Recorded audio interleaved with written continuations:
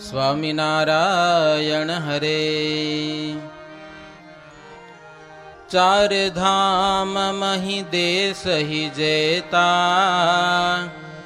શ્રી હરિ ફિરે વર્ણી રૂપ દેતા. बड़े बड़े वन पर्वत ही देखे, बड़े बड़े देश देखे अलेखे. बड़े बड़े शहर पाटन ही जेते, कलकत्ता दिक देखे उते ते. जी हाँ श्री हरि धरे चरना, 16 चिन्ह सहित सुख करना, 16 चिन्ह सहित सुख करना.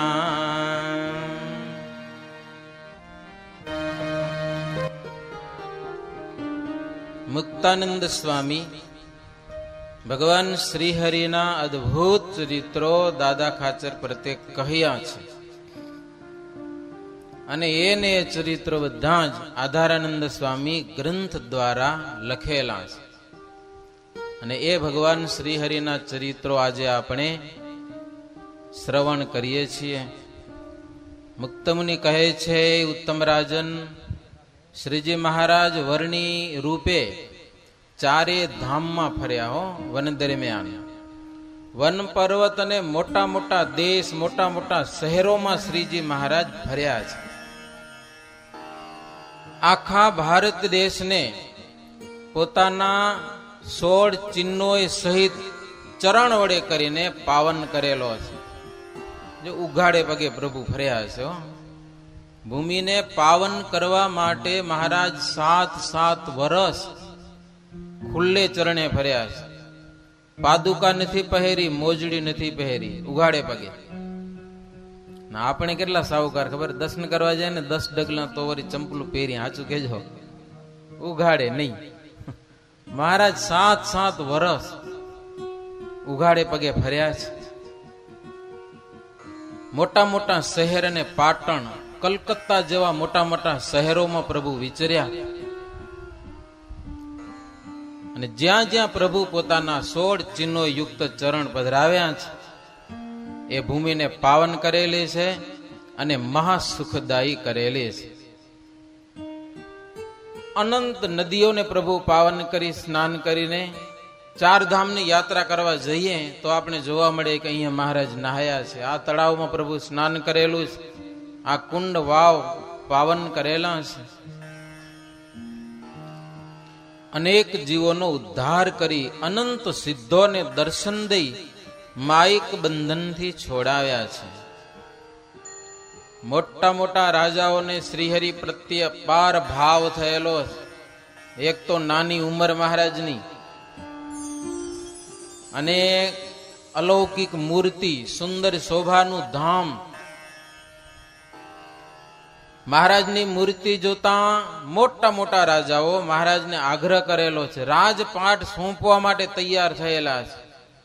પણ શ્રીહરિ ક્યાંય બંધાયા નથી, નિસ્પૃહપણે રહેલા છે. રામાનંદ સ્વામીને મળ્યા. રામાનંદ સ્વામી રાજપાટ સોંપ્યો ને એ મહારાજ માન સ્વીકાર્યો, ધર્મની ધુરા. અને સ્વામી ધામમાં ગયા પછી સત્સંગમાં સર્વત્ર ફર્યા મહારાજો, આખા દેશમાં.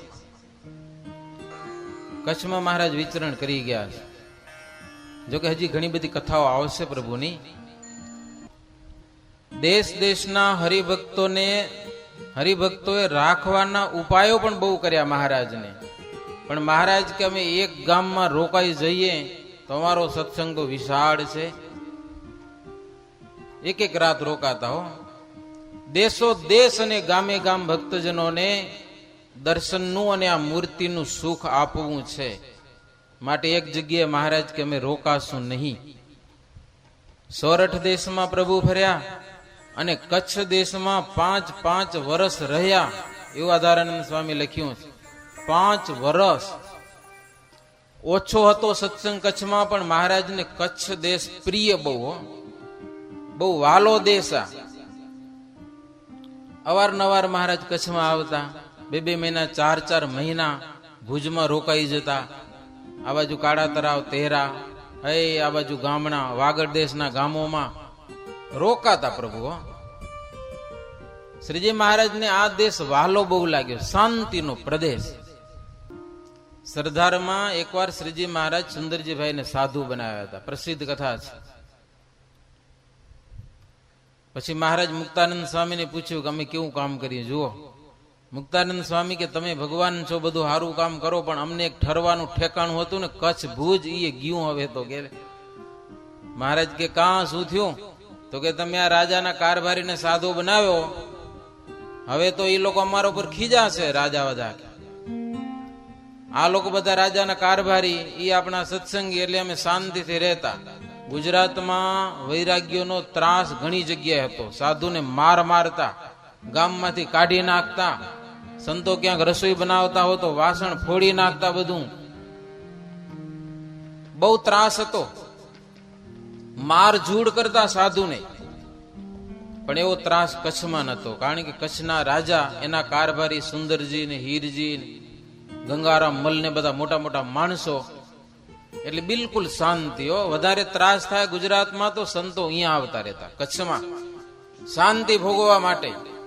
અરે ખુદ શ્રીજી મહારાજ પણ એકવાર મહારાજ કરિયાણામાં ગયેલા.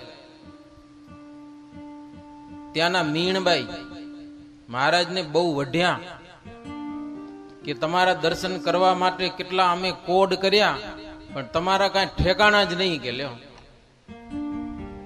કાં તો કાઠિયાવાડમાં, કાં તો સૌરાષ્ટ્રમાં, કાં તો છેટ કચ્છમાં પહોંચી જાઓ. કીધું ના સમાચાર, મહારાજ ક્યાં છે? તો કે કચ્છમાં બિરાજે છે. મીણબાઈ કે મહારાજ કચ્છમાં એવું શું છે? મહારાજ કે અમને કચ્છમાં મજા બહુ આવે, કે શાંતિથી રહીએ ત્યાં કને. ભક્તો આજે પણ કચ્છમાં શાંતિ છે હો, ઉપાધિ નથી. હમણાં તો જો કે આખા ગુજરાતમાં શાંતિ છે, પણ પેલા વારે વારે ઓલા કરફ્યુ જાય લાગતા, ખબર ને? એ લાગે તો ત્યાંથી આવતું કચ્છમાં, ક્યારે ગાંધીધામ સુધી ટ્રેનમાં હાલું આવે.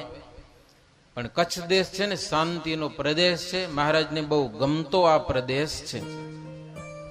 કચ્છના ભક્તો પણ શ્રીજી મહારાજને બહુ ગમતા, નિષ્ઠાવાળા. એટલા માટે 1869 વર્ષે શ્રીજી મહારાજે આ બધું ફરી અને કરિયાણામાં ગયેલા. પછી ત્યાંથી પ્રભુ ગઢપુરમાં આવેલા છે. ગઢપુરના રાજાના ભાગ્યથી મહારાજ ત્યાં રહ્યા, અને ત્યાં થકી પણ ફેર ફેર મહારાજ કચ્છમાં ગયા છે. ધર્મપુરમાં શ્રીજી મહારાજ ગયા, અભય રાજાના ઘરમાં પ્રભુ રહ્યા. ક્યારેક ક્યારેક તો ભાવનગરના રાજાને ત્યાં મહારાજ પહોંચી જતા. 2-2 મહિના ત્યાં શાંતિથી રોકાતા. ભક્તોની બહુ ભીડ જાગે, ભીડ જામે, એટલે શાંતિ ભોગવા માટે મહારાજ ત્યાં હાલ્યા જતા ભાવનગર. મહિનો કે 2-2 મહિના છાના રહે, અને પ્રાગજી પુરાણી પાસે શ્રીમદ ભાગવત જેવા ગ્રંથો વંચાવે, અને મહારાજ શાંતિથી બેઠા હોય. શ્રીજી મહારાજને શાંતિ બહુ ગમતી. ભાવનગરને એટલા માટે યાદ કર્યું કે ભાઈચંદ શેઠ બોટાદના, પોતાનો દીકરો શિવલાલ નહીં, ભગા શેઠ, શિવલાલના પિતા ભગા શેઠ, એને લઈને આવેલા કે આને સત્સંગ છોડાવો. ભાવનગરના રાજા ઘણા બધા ઉપાયો કર્યા હો. પાસે બેસાડી અને ઘણો બધો લોભ દેખાડ્યો ભગા શેઠને, પણ સત્સંગ જીવમાં ગરી ગયેલો ભગા શેઠને, એટલે છોડ્યો નહીં એને. રાજાએ સામ, દામ, ભેદ અને દંડ 4 પ્રકારના ઉપાય કર્યા, છતાં પણ ભગા શેઠે સત્સંગ છોડ્યો નહીં. એટલે કચેરીમાં બેઠા દીવાનો બધા આશ્ચર્ય પામી ગયા. 15 વર્ષની ઉંમર અને આટલો બધો દ્રઢ સત્સંગ એને બધા આશ્ચર્ય પામ્યા, અને બોલ્યા કે આવો પાકો સત્સંગ છે નાની ઉંમરમાં, માટે આના મોક્ષમાં હવે કાંઈ ફેર નથી, એનો મોક્ષ થઈ ચૂક્યો છે. જગતમાં ગુરુઓ ઘણા બધા હોય છે, પેટને અર્થે ઘરો ઘર ફરતા હોય છે, ઘરો ઘર. વાગડમાં તો કહેવત છે, શેરીઓ શેરીએ ફરે કોઈ ફૂંકાવો કાન, તમે સ્વર્ગે જાઓ કે નરકે જાઓ પણ અમને ચાદર પછેડીથી કામ કે લેવા. તમારું જી થાવું થાય પણ અમારું પેટ ભરાવવું જોઈએ. આવા ગુરુઓ ગામો ગામ ફરતા હોય છે. ઉદર અને શિષ્યની તૃપ્તિમાં તાણવાળા, ફેલી અને વ્યસની થઈને શિષ્ય ધન રાખે ને, પોતાના શિષ્યો પૈસાવાળા હોય તેને લોભ ગણાવે અને પોતે ધનના ભંડાર ભર્યા હોય તો પણ પોતાને મોક્ષદાયી માને છે જગતના ગુરુઓ બધા. અને શિષ્યોને એમ કે તમે આ વિવાહમાં આટલો બધો ખર્ચો કરો છો, પૈસા વાપરો છો બધા, નારી અને પુત્રના આભૂષણ માટે કેટલું ધન ખર્ચો છો, તેમાં તો તમને કઈ વાર લાગતી નથી. જગતના ગુરુઓ શિષ્યોને આવો ઉપદેશ આપે કે સ્ત્રી માટે તમે ખર્ચો કરો, પુત્ર માટે કરો, લગ્ન માટે જે ખર્ચો કરો છો એમાં જેટલું ખર્ચો કરવાનું તાન છે એવું તાન જ્યારે ગુરુ માટે થશે ને ત્યારે તમને જમ અડી શકશે નહીં. હકીકતમાં પોતે જમપુરીમાં જાય એવા જ ગુરુ હોય હો, પણ શિષ્યો પાસેથી ધન પડાવવા માટે આવી વાતું કરે શિષ્યોને કે દ્રવ્ય બહુ ન રાખવાનું, ગુરુની સેવા કરો. ગુરુની સેવા છે એ સર્વસ્વ છે. રાજા ભાવનગરના બધી આવી વાતો કરી, ગુરુ આવા બધા હોય છે. ભગા શેઠને કે એનો વિશ્વાસ ન કરાય. ભગા શેઠ કે તમે વાતું કરો એ બધી બરાબર, પણ સ્વામિનારાયણના સાધુઓ ધનને માટે કોઈ દિવસ ઉપદેશ કરતા નથી. નારી અને ધન અને સ્વાદને નિત્ય નિંદે છે, પોતે ધર્મ રાખે છે અને શિષ્યો પાસે ધર્મ રખાવે છે, નારી સામે જોતા નથી.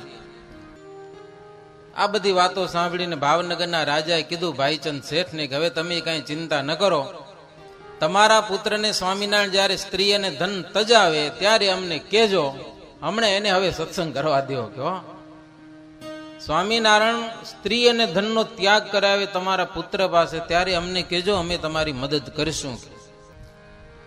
તમારો દીકરો સત્સંગ ભલે કરે છે પણ ધન તો ભેળાવતો નથી, ગુરુને કઈ ધન આપી તો દેતો નથી બધું.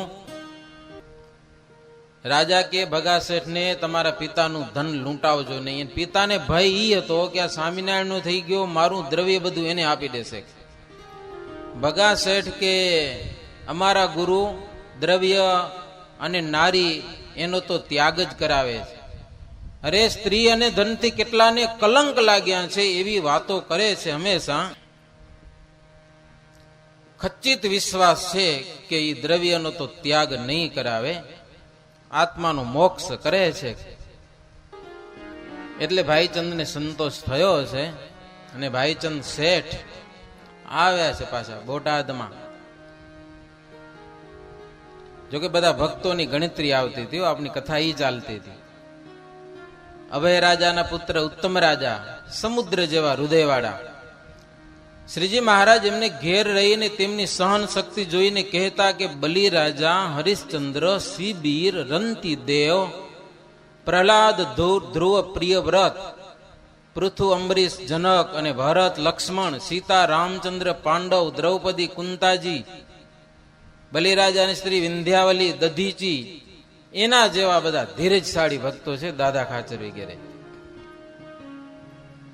એ બધા કેવા દાનેશ્વરી થઈ ગયા, એવા આ મહાદાનેશ્વરી. બધાના ગુણ અભય રાજા તથા ઉત્તમ રાજામાં છે.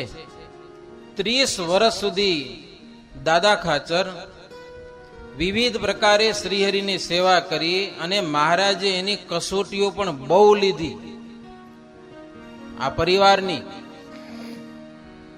અભયરાજા ધામમાં ગયા પછી મહારાજ પરિવારને આંખો કાઢી મૂક્યો હતો.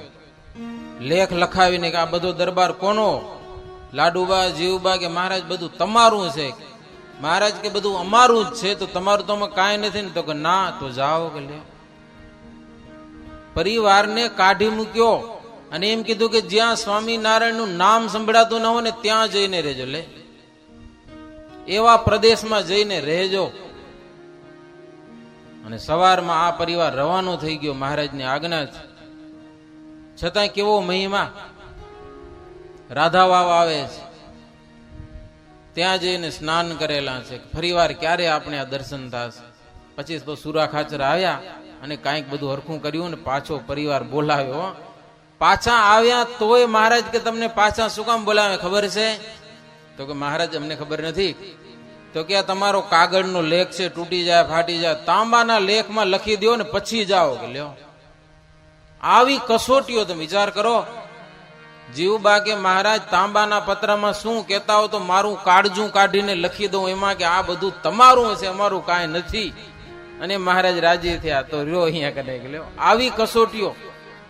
એ 1-2 દિવસની 30 વર્ષ સુધી કસોટીઓ મહારાજ લીધી પરીક્ષાઓ, છતાં પણ એ પરિવાર એમાંથી પાસ થયેલો હતો. ત્યારે આપણે સત્સંગમાં જ્યાં જોઈએ ત્યાં દાદા ખાચરનું નામ આવે છે. કાં નથી આવતા આપણા નામ? મહારાજની કસોટીઓ પૂરી છે. અને જેમ જેમ શ્રીજી મહારાજ પરીક્ષા લીધી છે, કષ્ટ આપ્યા છે, તેમ તેમ મહારાજની કૃપા માનતા, પ્રભુની દયા માનતા દિવસે દિવસે સત્સંગનો રંગ ચડતો ને ચડતો રહેતો. ત્યારે શ્રીહરિ પણ એમના ઉપર એવા જ પ્રસન્ન થયા. પોતાના કુટુંબીઓ કરતા મહારાજનો પરિવાર આવ્યો તો આમ તો અયોધ્યાવાસી, પણ એના કરતા પણ અધિક આ અભય પરિવારને માનતા મહારાજ. બ્રહ્માંડનો નાશ થઈ જાય તો ભલે થઈ જાય, પણ અભય પરિવારની કીર્તિ નાશ પામે નહીં. એવી કીર્તિ વિસ્તારવા માટે શ્રીજી મહારાજ ગઢપુરમાં સુંદર મજાનું ગોપીનાથજીનું મંદિર બાંધ્યું. એમાં ગોપીનાથજી મહારાજ પધરાવ્યા. હે મોટો ઉત્સવ કર્યો. મુક્તાનંદ સ્વામી જેવા અદભુત પદો ગાયા. કેવા દિવ્ય કીર્તનો, ભગવાનના દર્શન થાય આગળ એવા. ગોપીનાથ આવો મારે ઓરડે, ગોપીનાથ આવો મારે ઓરડે, આમાં સાથે રેવા દ્યો પુરાણ પ્યારનાથ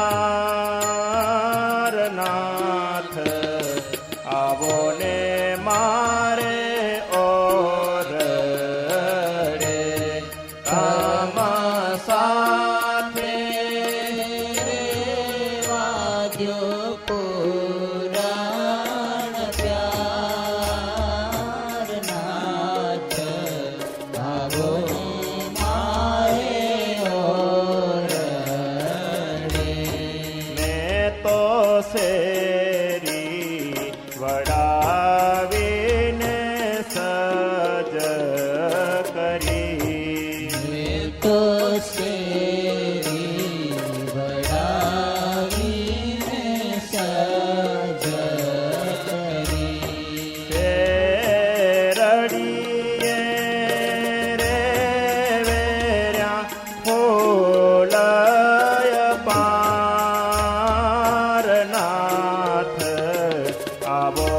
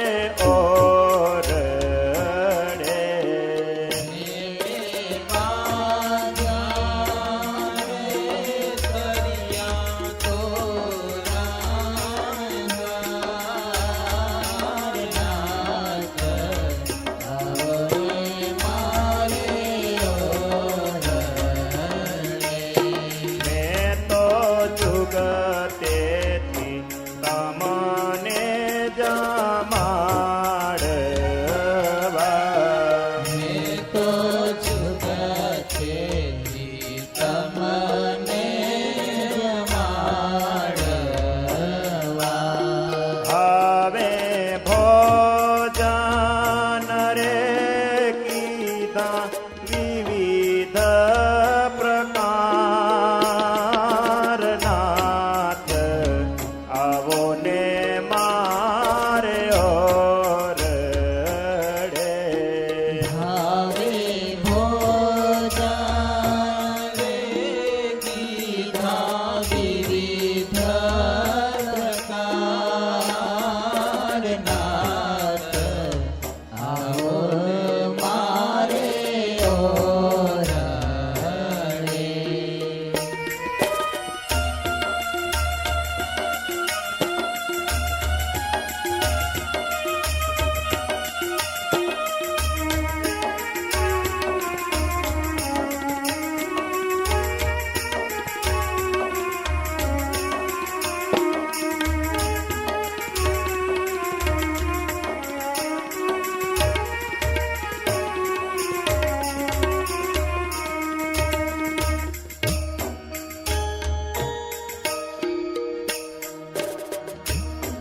મેં તો પલંગ બિછાવ્યો પ્રેમથી મેં તો પલંગ બિછાવ્યો પ્રેમથી. વેગે સજિયા રે સોડે શણગાર નાથ આવો ને મારે ઓરડે તો સજિયા રે સોડે શણગાર નાથ આવો મારે ઓરડે. મોક્તાનંદના શ્યામ સુજાણ છો મુક્તાનંદ શ્યામ સુજાણ છો. હવે સો કહું રે ઘણો વારંવાર નાથ આવો મારે ઓરડે હવે શું કરું ઘણું વારંવાર નાથ આવો મારે ઓરડે. આવો ને મારે ઓરડે આવો ને મારે ઓરડે